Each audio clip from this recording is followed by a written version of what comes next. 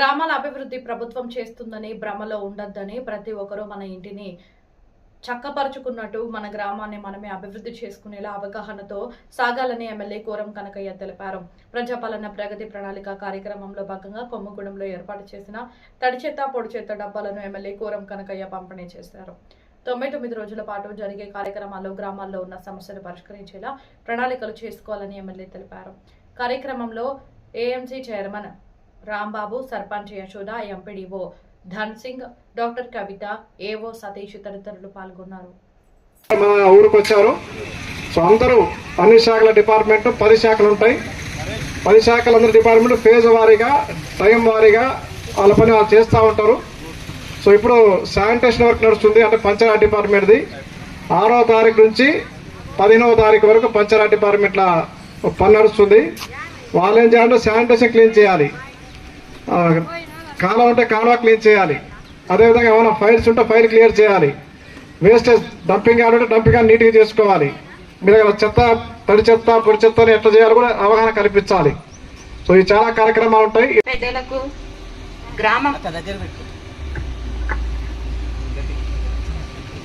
గ్రామం నుండి వచ్చినటువంటి గ్రామ ప్రజలకు, గ్రామ పెద్దలకు, అలాగే ఇక్కడికి హాజరైనటువంటి వారందరికీ కూడా ముందుగా నమస్కారం.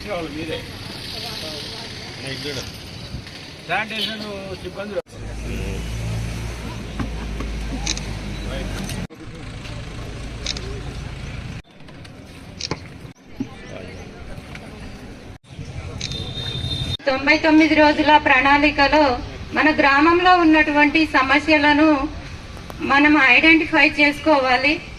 చేసుకున్నాక వాటిని దశల వారీగా ఈ 99 రోజులలో పూర్తి చేసుకోగలగాలి.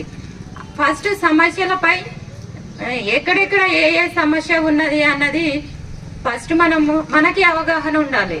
కాబట్టి గ్రామ ప్రజలందరూ కూడా మాకు సహకరించాలి. ఇక్కడ ఎన్ఆర్ఈజీఎస్ లో చాలా రోడ్లు వేసుకున్నాము, కానీ వాటిని చైనాల్లోకి వెళ్ళాలంటే బురదమయంగా అయిపోతున్నాయి. వాటికి గ్రావెల్ అవసరం ఉంది, గ్రావెల్ కావాలి ఆ రోడ్లకు. వాటర్ సమస్య ఒకటి ఉంది, కొత్త గుంపులో వాటర్ ట్యాంక్ అవసరం ఉంది. బ్రిడ్జి కూడా అడుగుదాం అనుకున్నాము ఈ గ్రామ సభలో, కానీ అన్న మేము అడగక ముందే అనౌన్స్ చేశారు. ఇక్కడ ఇనాగ్రేషన్ కి వచ్చిన 25 లక్షలు సిసి రోడ్డు ఇనాగ్రేషన్ కి వచ్చారు. అయితే ముందుగా మేము లెటర్ రాసుకున్నాము జీపీ నుండి ప్రజలందరం కలిసి. వర్షం ఎక్కువగా ఉంటే నాయకులు కూడా వాళ్ళు బయటికి రావాలంటే ఇళ్ళని వెళ్ళాలన్నా, వారి పనుల రీత్యా ఎక్కడికి వెళ్ళాలన్నా ఇబ్బందికరంగా ఉంటుంది. ఎక్కువ వర్షం అయితే దాటే పరిస్థితి ఉండదు. అయితే ఆ గ్రామస్తులందరము మాట్లాడుకొని బ్రిడ్జి కావాలని అన్నని అడుగుదామని లెటర్ కూడా రాసుకున్నాము. కానీ మేము అడగక ముందే అన్న అనౌన్స్ చేశారు. ఇప్పుడు ఈ 99 రోజుల ప్రణాళికలో శానిటేషన్ కోసము, శానిటేషన్ అని అంటే తడి చెత్త, పొడి చెత్త గత పాలకవర్గం ఉన్నటువంటి ఆ టైంలో కూడా శానిటేషన్ చేశారులే, కానీ తడి చెత్త, పొడి చెత్త వేరువేరుగా గ్రామస్తులు ఎవ్వరు కూడా ఇవ్వట్లేదు. దీనిపైన గ్రామస్తులు అందరూ మాకు సహకరించాలి. అలా సహకరించినట్లయితేనే తడి చెత్త, పొడి చెత్త వేరుగా ఇస్తేనే మేము కాంపోస్ట్ ఎరువు తయారు చేసే అవకాశం ఉంటుంది. ఆ కాంపోస్ట్ ఎరువు తయారు చేసినట్లయితే నర్సరీలకి కానివ్వండి, రైతులకి కానివ్వండి, వాళ్ళకి అమ్ముకోవడము, గ్రామ పంచాయతీ వాళ్ళకి అమ్ముకునే అవకాశం ఉంటుంది. అలా గ్రామ పంచాయతీకి ఇన్కమ్ వస్తుంది. ఇలా ఇన్కమ్ వచ్చే పనులు గ్రామ పంచాయతీ చేయాలంటే ప్రజలందరూ కూడా మాకు సహకరించాలి.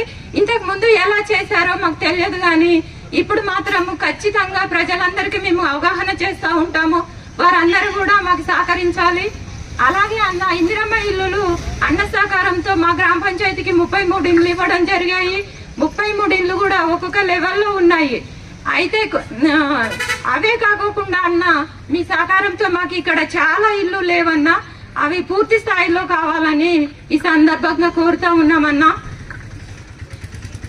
ఈ అవకాశం ఇచ్చిన పెద్దలకు ధన్యవాదాలు తెలుపుతూ ముగిస్తా ఉన్నాను. తెలంగాణ రాష్ట్రంలో మీ అందరి ఆశీర్వాదంతో కాంగ్రెస్ పార్టీ ఇందిరమ్మ రాజ్యం రావటం, మనందరి అభిమాన నాయకులు రేవంత్ రెడ్డి గారు ముఖ్యమంత్రి కావటం, వారి మంత్రివర్గం, మనందరు కూడా ఇందిరమ్మ ఇల్లు ఇచ్చినట్టు గొప్ప నాయకుడు మన అభిమాన నాయకుడు శ్రీనివాస్ రెడ్డి గారి నాయకత్వంలో ప్రతి పల్లెకు కూడా పేదవారందరూ కూడా ఇల్లు ఇచ్చే కార్యక్రమం చేసుకున్నాం. ప్రతిరోజు 6వ తారీఖున జరిగేటువంటి ప్రజాపాలన కార్యక్రమంలో మన ప్రాంతం అంతా కూడా పరిశుభ్రంగా ఉంచాలి. ఏదైతే ఎమ్ముడు గారు ఇచ్చినటువంటి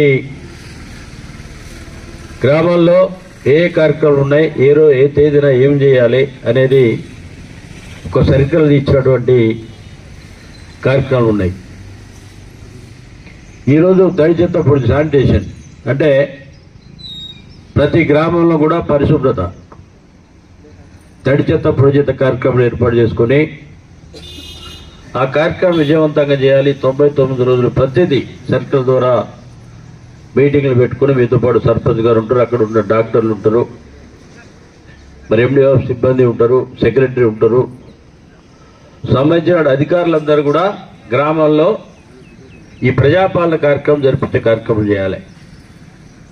దీంట్లో ప్రజాపాలన అంటే ప్రజలతో కూడుకున్నటువంటి పాలన. ఇది ప్రజలందరూ కూడా భాగస్వాములు కావాలి. మీ గ్రామంలో ఉన్నటువంటి పడిపోయినటువంటి బిల్డింగ్లు కావచ్చు, రోడ్లు కావచ్చు, శ్రమదనంతో ఈ కార్యక్రమాన్ని కూడా చేసే విధంగా ప్రయత్నం చేయాల్సిన అవసరం వస్తుంది. అక్కడ ఎవరొక అధికారి ఉంటారు ఆ గ్రామానికి. ఆ అధికారి ఇచ్చేటువంటి కార్యక్రమాన్ని కూడా 99 రోజులు పూర్తి చేసుకొని మరి తెలంగాణ ప్రభుత్వం ఇచ్చినటువంటి పథకాలన్నీ కూడా ప్రజలకు కూడా వివరించే విధంగా ప్రయత్నం చేయాలి.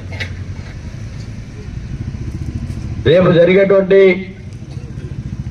బడ్జెట్ సమావేశాల్లో ఇంకా ఏప్రిల్ నాటికి ఇందిరమ్మ ఇల్లు ఇచ్చే గొప్ప కార్యక్రమం తీసుకుంటాం. ఇంకా రేషన్ కార్డులు ఇచ్చే కార్యక్రమం తీసుకుంటాం. అదేవిధంగా పెన్షన్లు ఇచ్చే కార్యక్రమం కూడా ఆ బడ్జెట్ ఆలోచన చేసే విధంగా ప్రయత్నం చేస్తుంది ప్రభుత్వం. అదే కాకుండా ఎన్నికల ముందు మనం ఏదైతే హామీలు ఇచ్చామో 6 గ్యారంటీల్లో ఒకటి ఇస్తూ గత ప్రభుత్వం ఇచ్చేటువంటి కార్యక్రమాలతో పాటు కొనసాగిస్తూ మరి ఇప్పుడు కూడా కొత్తగా వచ్చిన ప్రభుత్వం ఇందిరమ్మ ఇల్లు, ఉచిత బస్సులు, ఉచిత కరెంటు, మరి డోక్రా మహిళలకు వడ్డీ లేని రుణాలు అన్ని ప్రతి ఒక్కరు కూడా పెద్ద ఎత్తున రైతు భరోసా కూడా ఇచ్చిన కార్యక్రమాలు ఉన్నాయి.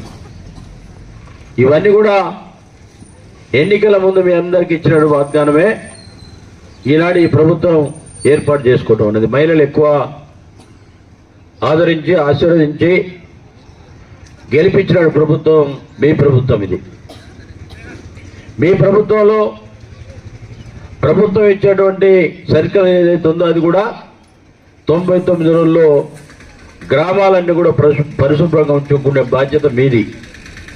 మీతో పాటు అధికారులు ఉంటారు, అధికారితో పాటు ప్రజాప్రతినిధులు ఉంటారు. అక్కడ వార్డు నెంబర్ కావచ్చు, లేకపోతే సర్పంచ్ కావచ్చు, లేకపోతే మేము కావచ్చు, అందరం కూడా పాల్గొని ఈ కార్యక్రమాలన్నీ కూడా 99 రోజులు పూర్తి చేసుకునే బాధ్యత తీసుకోవాల్సిన అవసరం ఎంతైనా ఉంది.